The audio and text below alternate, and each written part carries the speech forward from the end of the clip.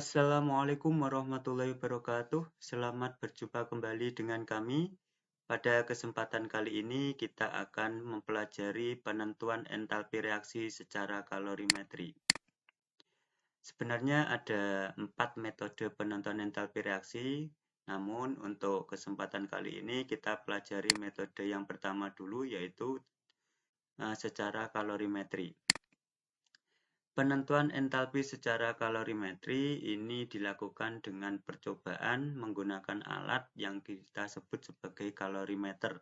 Seperti ditunjukkan pada gambar di sebelah kanan ini adalah alat kalorimeter. Yang pertama ini yang di atas adalah kalorimeter bom. Di sini umumnya terbuat dari stainless steel bahannya. Di dalamnya ada beberapa alat-alat lagi seperti ini, ada termometer, kemudian ada pengaduk. Di dalamnya juga dilengkapi dengan suatu wadah, ini tempat terjadinya reaksi atau yang biasa kita sebut dengan bom. Selain itu juga diisi dengan air di dalam kalorimeter bom ini.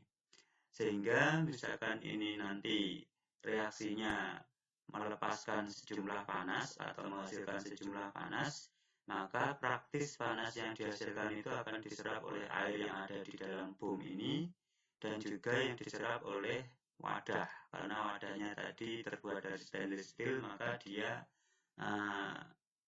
akan bersifat sebagai konduktor panas, sehingga panas yang dihasilkan akan diserap oleh air dan juga kalorimeter. Dengan menjumlahkan panas dari yang diserap oleh air dan juga kalorimeter, maka kita akan mendapatkan panas reaksi yang dihasilkan.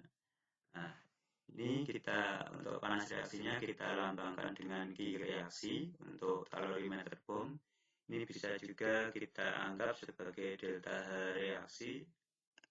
Meskipun ini terjadinya pada sistem tertutup, ini harusnya untuk reaksi-reaksi yang terjadi pada sistem tertutup itu artinya reaksi berlangsung pada volume tetap, sehingga delta H-nya ini lebih tepatnya kita sebut, atau panas yang dihasilkan lebih tepatnya kita sebut sebagai perubahan energi dalam ketimbang dengan sebutan perubahan entalpi, karena ini terjadi pada volume tetap.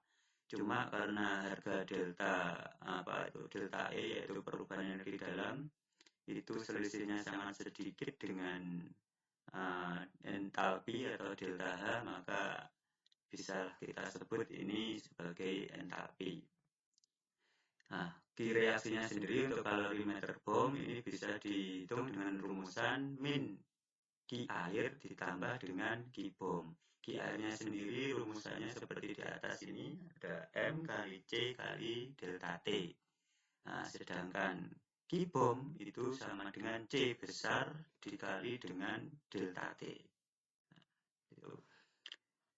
Nah, untuk kalorimeter sederhana seperti gambar di bawah ini terbuat dari styrofoam, biasa juga disebut sebagai kalorimeter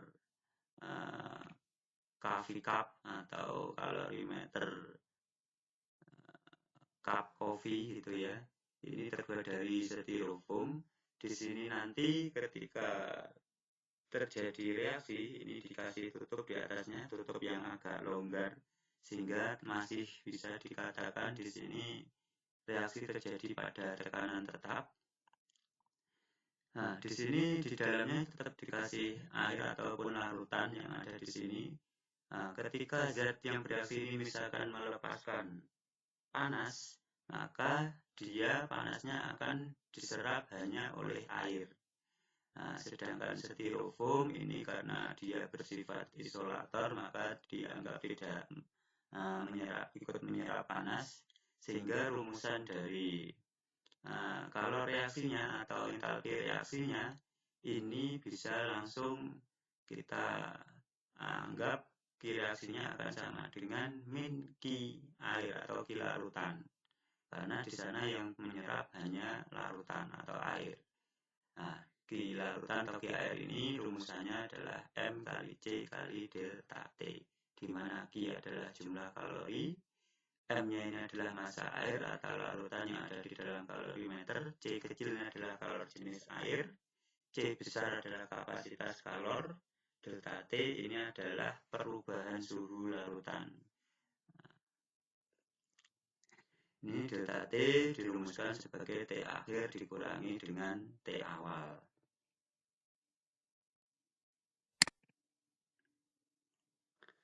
Sebagai contoh, yang pertama, coba perhatikan di sini ada suatu reaksi kimia dibebaskan energi sebesar 2,73 kJ yang digunakan untuk memanaskan 50 ml air.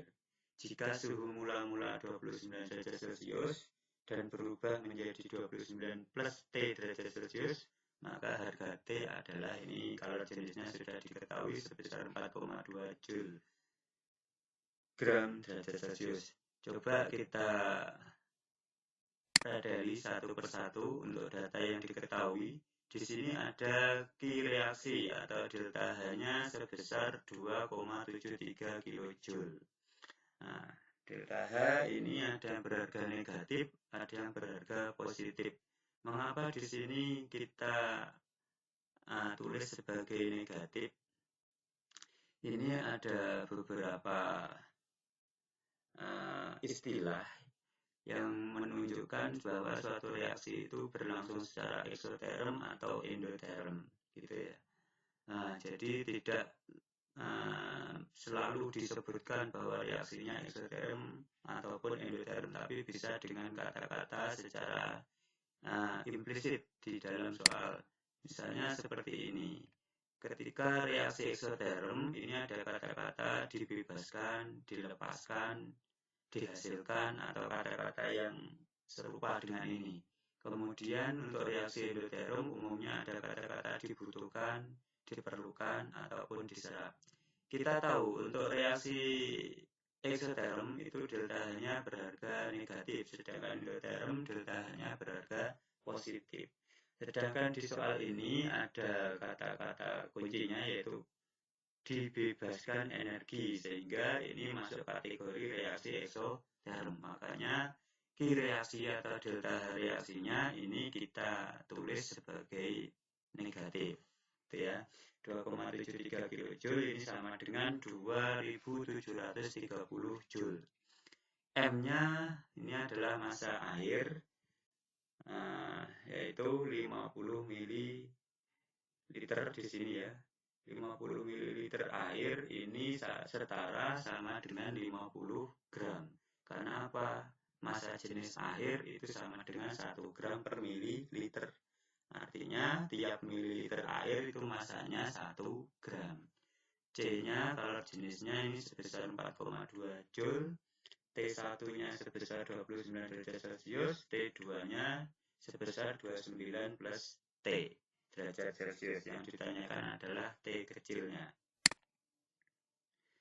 Penyelesaiannya ini dari soal ini menunjukkan bahwa termometer yang digunakan, kalorimeter yang digunakan ini merupakan kalorimeter sederhana.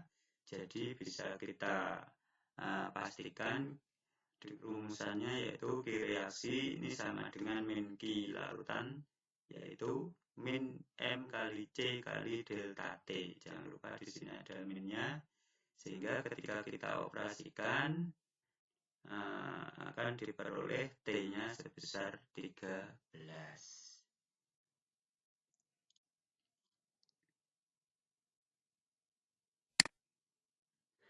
Contoh soal kedua, ini dengan kalorimeter bom, di mana di situ disebutkan ada suatu kalorimeter bom berisi 250 ml air yang suhunya 25 derajat Celcius.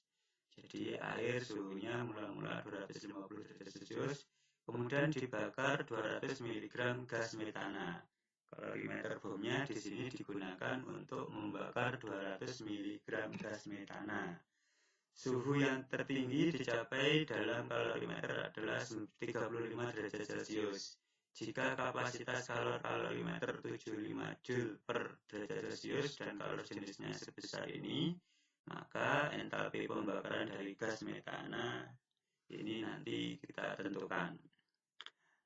Di sini ada pembakaran gas metana sebesar 200 mg. Sedangkan yang ditanya adalah delta Hc atau entalpi pembakaran. Hati-hati, untuk entalpi pembakaran itu hitungannya adalah tiap 1 mol zat yang dibakar. Nah, coba kita akan pelajari dulu data-data yang diketahui di sini. Ada massa air. Nah, di sini sama dengan contoh yang pertama. Massa air kita peroleh dari volumenya yaitu 250 ml. Ini setara dengan 250 gram. Karena apa? Massa jenisnya air tadi adalah 1 gram per mililiter. Kemudian massanya metana. Ada yang masih ingat di materi hidrokarbon kemarin, metana ini rumus kimianya adalah CH4. Dia termasuk alkana. Masanya 200 mg ini setara dengan 0,2 gram. Nah, ini kalor jenis, kapasitas kalor, semuanya sudah diketahui. Suhu awal, suhu akhir juga sudah. Yang ditanya adalah entalpinya CH4. Coba kita hitung menggunakan rumus dari kalorimeter bom tadi. Q reaksinya akan sama dengan min mc kali delta T ditambah C kali delta T, di mana mc kali delta T-nya ini merupakan Q air, sedangkan C besar kali delta T ini adalah Q punyanya kalorimeter, Q-nya bom. Ketika kita masukkan, maka diperoleh angka seperti ini, yaitu sebesar min 11.250 Joule.